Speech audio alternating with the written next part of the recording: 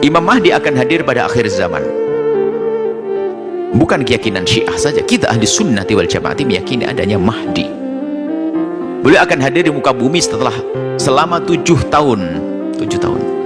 Tidak akan berakhir kisah dunia ini sampai nanti menguasai, ada seorang Arab menguasai orang-orang Arab, ada seorang laki-laki dari ahli baitku, yuwati usmusmi, yang namanya sesuai dengan namaku. Berarti namanya Imam Mahdi itu Muhammad bin Abdullah. Dunia ini sedang menuju batasnya. Umat manusia semakin kehilangan arah ketika keburukan telah menjadi kebiasaan, kezaliman dijustifikasi, dan cahaya kebenaran hanya tinggal sisa-sisa. Dalam keadaan itulah sebuah harapan muncul dalam ufuk timur. Sosok yang dijanjikan, pemimpin yang dinanti-nantikan, dialah Imam Mahdi. Sejak berabad-abad lalu, nama itu selalu dibicarakan di balik dinding-dinding masjid, di dalam majelis-majelis ilmu, di bibir para ulama dan mursyid.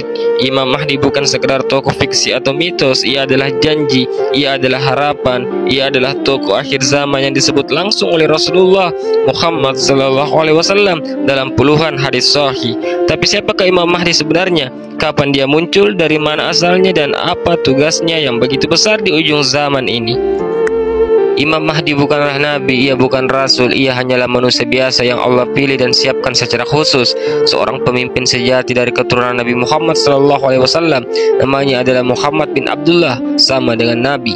Ia berasal dari keturunan Fatimah Az-Zahra, putri tercinta Rasulullah SAW. Dalam banyak hadis digambarkan bahwa Imam Mahdi memiliki dahi yang lebar, hidung mancung dan tinggi, serta wajah yang bercahaya. Satu hari ia akan muncul dari arah timur, dari kota Madinah atau Makkah, dan Allah akan mengangkatnya sebagai pemimpin seluruh umat Islam di masa-masa tergelap sejarah manusia.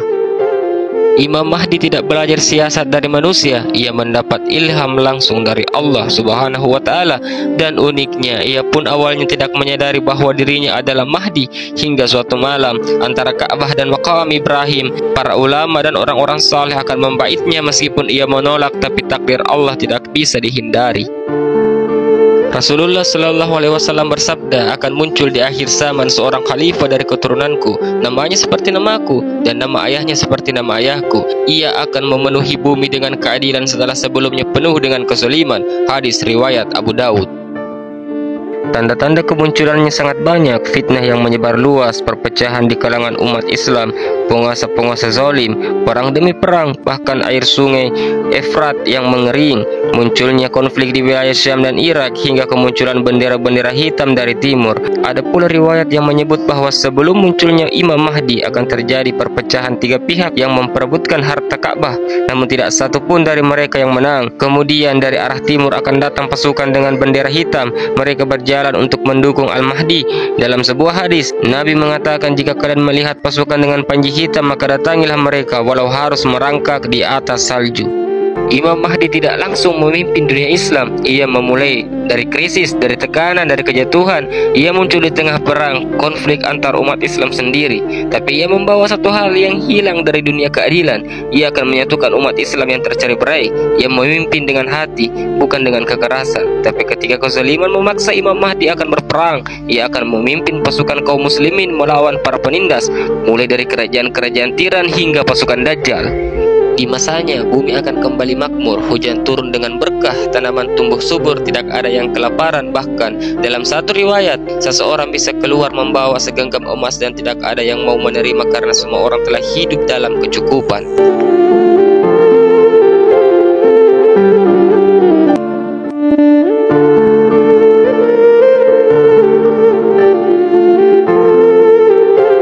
Namun ujian besar akan datang ketika Dajjal, makhluk yang penuh tipu daya itu, muncul. Imam Mahdi akan memimpin umat Islam menghadapi teror tersebut.